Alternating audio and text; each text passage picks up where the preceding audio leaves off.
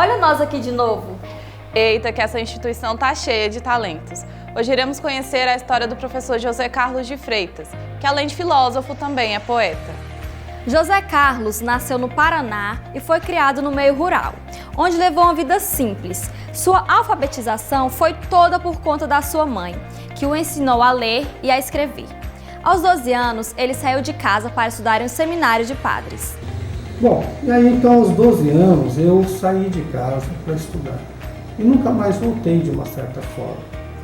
Eu passei 12 anos da minha vida estudando no seminário.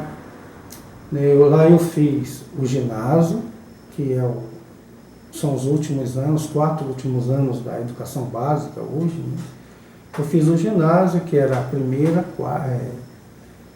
segunda, terceira, né? Na verdade era quinta, sexta, sétima e oitava séries, naquele tempo. Depois disso eu fui fazer o colegial. Eu fiz um curso técnico que chamava Tradutor e Intérprete, né? Onde a gente estudava latim, grego, inglês, francês, né? Além da nossa língua mesmo, a língua portuguesa. E depois desses estudos lá, foram 7 anos no seminário, que a gente chamava de seminário menor, né? Eu passei para o seminário maior, onde a gente ia estudar filosofia primeiro e depois teologia. Então eu estudei os 3 anos de filosofia e estudei a metade da teologia, 2 anos só. E aí, por uma sorte do destino, acho que foi sorte, eu fui expulso de lá depois de 12 anos de estudos, né? Então eu não cheguei a ser padre, como muitos meus amigos chegaram. Enfim, essa era a minha vida. Em 1989, José Carlos foi para o Mato Grosso sozinho à procura de trabalho. Durante muito tempo, ele morou em 2 cômodos que eram contidos em uma sala de aula. Por isso, sempre achou que se não fosse padre, seria professor. Então, quando eu saí de lá, eu procurei um trabalho como professor. E fui encontrar isso em Mato Grosso, uma terra completamente desconhecida para mim. Acabei chegando em Barra do Garças, isso em janeiro de 89, e de Barra do Garças eu fui para General Carneiro, no município de General Carneiro, especificamente numa corrotela chamada Paredão Grande, onde eu permaneci por 6 anos. Comecei então sendo diretor de escola, né, tendo que reconstruir a escola. Eu fui chamado lá para abrir a 5ª série. E quando saí de lá já tinha o ensino médio, né, aqui. E nesse bairro eu acabei me casando. Eu conheci a minha ex-esposa, né, a Wanda. E lá nós tivemos nosso primeiro filho, o Gabriel, que tem hoje 28 anos. Ele também passou por várias cidades no estado do Mato Grosso e no ano de 2002 veio para o Tocantins dar aula na Universidade Estadual do Tocantins, onde lecionou durante 1 ano. Aqui em Gurupi eu resido já há 15 anos e eu vim para cá, né, mediante um concurso público que teve em 2006, no final de 2006. Em 2007 eu me transferi para cá com a família e sou professor da Unig atualmente, né? Conhecido como professor de filosofia, porque foi nessa vaga que eu cheguei aqui. José nos conta um pouco da literatura na vida dele e fala dos poetas que acompanha, além de mencionar como a literatura e a filosofia contribuiu para ele no cinema, nos cursos e nas aulas. A literatura sempre fez parte da minha vida, né? Mas eu comecei assim a ler literatura para valer durante o ensino médio, que na época era o antigo colegial, mas foi durante a filosofia que eu assim, fui acometido de uma paixão muito grande, sobretudo pela poesia. Então eu tenho, nas minhas leituras prediletas, Cecília Meirelles, o Manuel Bandeira. O Manuel Bandeira era um livro de cabeceira. Eu aprendi muito com o Manuel Bandeira e até hoje, para mim, ele é um poeta insuperável. Mas também o Carlos Drummond de Andrade, Castro Alves. Também tem alguns poetas que são estrangeiros, como Jorge Luiz Borges, Baudelaire. O Fernando Pessoa, sobretudo, era um poeta que eu visitava muito, até hoje leio. A literatura, ela começou a encenar-se para mim muito mais pelo lado da poesia. Mas não deixei de ler, por exemplo, toda a obra do Graciliano, a obra de Monteiro Lobato, Machado de Assis. Eu comecei a ler desde o primeiro livro até o último, o Jorge Amado. Então, a literatura ela me vem assim. Começou no seminário, durante a filosofia, e hoje, na minha docência, eu trabalho essencialmente com filosofia, e eu não consigo mais desatrelar essa relação da filosofia com a literatura. Mesmo que seja a literatura para ser apenas uma forma de ilustração da filosofia. Eu coordeno hoje, junto com outros professores, um curso de filosofia, literatura e cinema, né, na crença de que as obras de arte elas têm uma competência muito grande de se encenar, acenar, incorporar e provocar a filosofia. Então isso está muito presente nas minhas aulas, quaisquer que sejam. Né? Pode ser as aulas lá na medicina, as aulas no direito, ou nas áreas da educação. Eu sempre faço questão de mesclar uma coisa com outra. Né? Então os poetas para mim são assim os filósofos eternos para mim. Em 2018, José Carlos publicou seu primeiro livro de poesias, chamado Pequeno Tratado de Ateologia, com 226 poemas. Foi o meu primeiro livro que eu juntei. São poemas assim de diversas, que variam no tempo. Né? Eu escrevo desde os 22 anos que eu tenho notícia disso. Então, aí eu resolvi publicar este livro, né, com esse título aqui que assusta um pouco as pessoas, né, que é Pequeno Tratado de Ateologia. Né? Aí as pessoas olham assim e já me perguntam, você é ateu?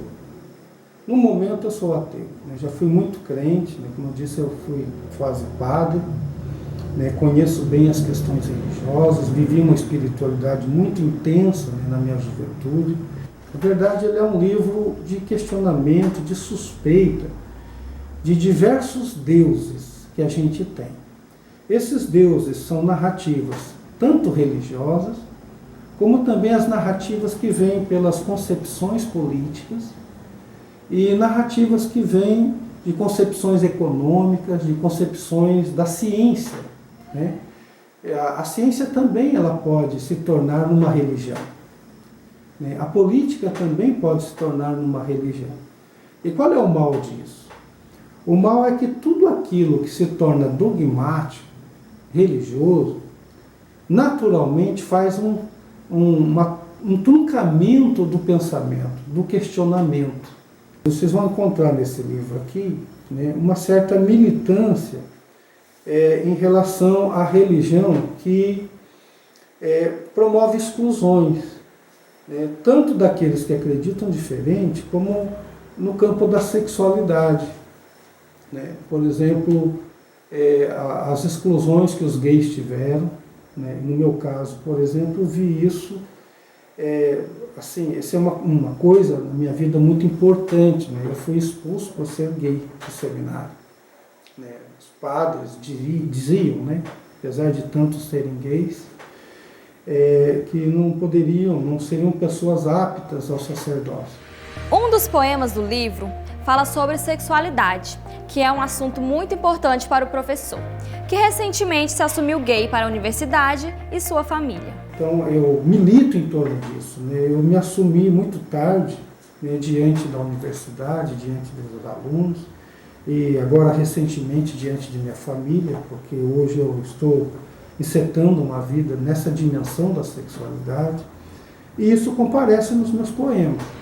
Ainda em 2018, José Carlos publicou seu segundo livro, chamado Eitos e Leitos, composto por 171 poemas. Na primeira parte desse livro, que é intitulada de Eitos, eu estou falando de caminhada. São poemas íntimos aqui, né? Alguns são assim, bem intimistas mesmo. Né? E Leitos são poemas de cunho erótico, ou seja, que relata amores, né? Os amores que a gente tem na vida, nem que na sua maior parte não são vivenciados, né? São apenas sentidos, né? Então eu dedico poemas a pessoas, ou dedico poemas à minha própria solidão, né? No imaginário daquilo que eu gostaria de ter, né? Tanto para mulheres quanto para homens. E nessa vivência de sexualidade que eu tenho. José Carlos chama a atenção ao falar sobre a complicação de publicar um livro no Brasil. Ele tem muitos escritos e diagramados, mas nunca foram publicados. Publicar no Brasil é complicado, né? Porque autores que moram no interior, né? Autores que estão longe assim, das grandes cidades, e mesmo hoje é difícil um poeta, assim como também é difícil um músico viver de sua arte, né? Publicar um livro, a não ser que uma grande editora, né, encontre algo seu e haja indicação, né, e ela compra os direitos autorais e faça uma publicação assim de 1.000, 2.000 livros, né, ou mais um pouco que isso. Mas normalmente os autores hoje, os poetas, que são desconhecidos, como é o meu caso, a gente banca do próprio bolso a publicação. Aí a gente publica, tira 500 livros, 200, 300. No meu caso, eu só pude comprar uns 25, 50, para ter um livro, né, e dar de presente a amigos, mandar para bibliotecas de universidades, enfim. Então eu só pude fazer isso. Eu só pude publicar 3 livros, né? Que esses 2 aqui, o pequeno tratado de arqueologia, Eitos e Leitos, e a minha dissertação.